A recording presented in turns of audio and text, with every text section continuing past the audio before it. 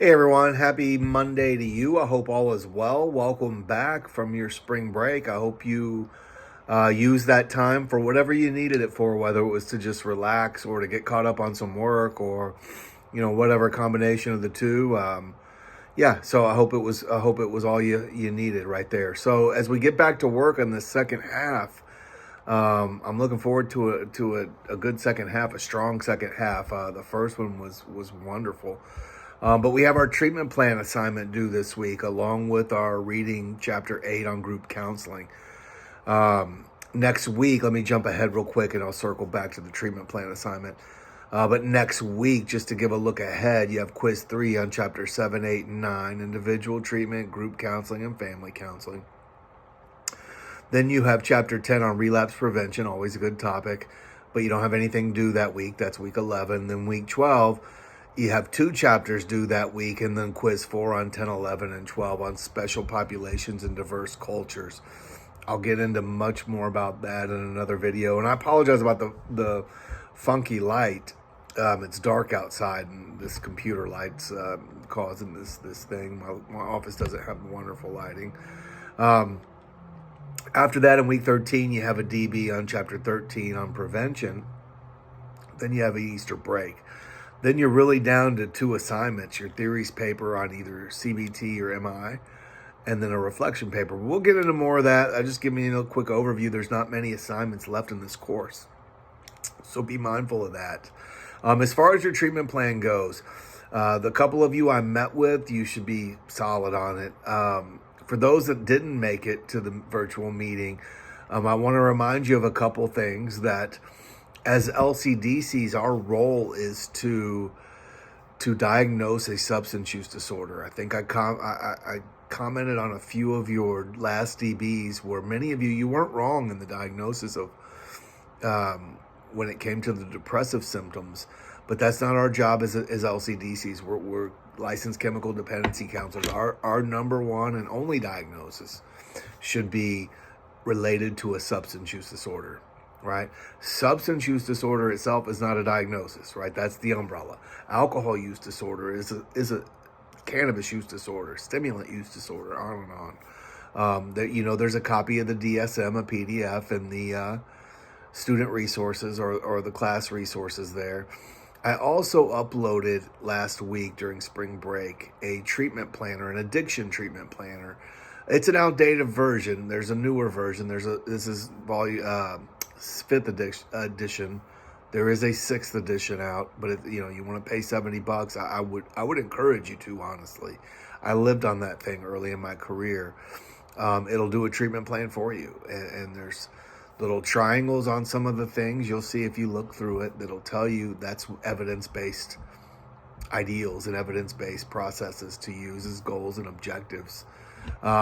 But you use your information in the case of Al. Don't get tripped up on, make sure let me back up.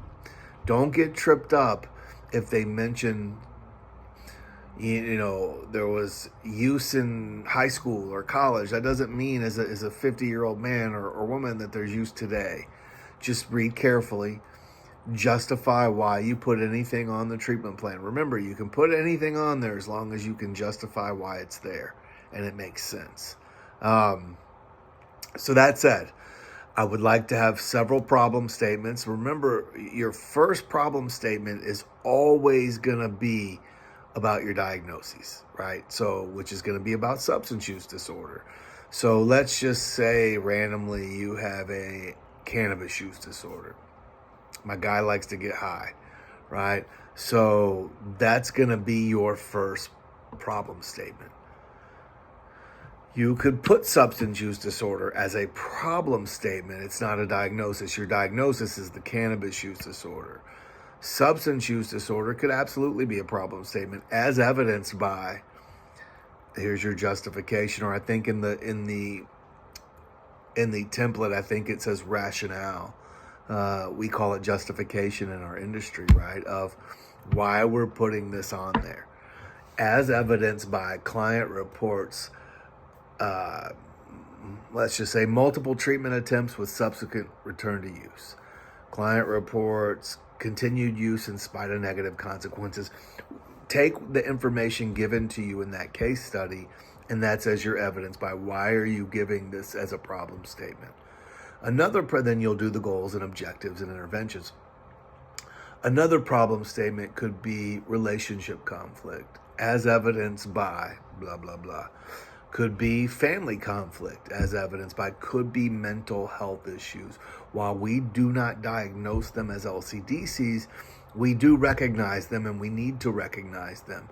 And let's just say in our last case study of Sam, there was a very clear depressive issue, right? Like there was very clear symptoms of depression.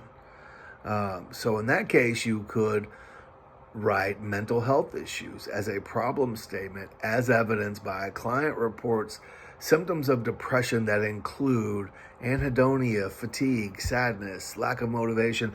Now, what I want you to hear here is you can't just say client reports depression. We want to know the symptoms. Client reports symptoms of depression that include. Client reports depressive symptoms that include. Client reports depression that includes the following symptoms. Blah, blah, blah, blah, blah. So keep that in mind. So you could have those problem statements. You could have, something about work-related issues. There's a whole host. And that book, that treatment planner PDF will absolutely help you. So again, it's an outdated version, but it'll work for what we're doing. You don't have to cite it. You don't have to do any of that. Follow the template. That template's long. You don't have to do it that long, but I do want a minimum of 2 problem statements. I'd like 3 with goals and objectives for each one. So I know there's enough there to do. But guys, that's how that goes. Remember, this is worth 25% of your grade.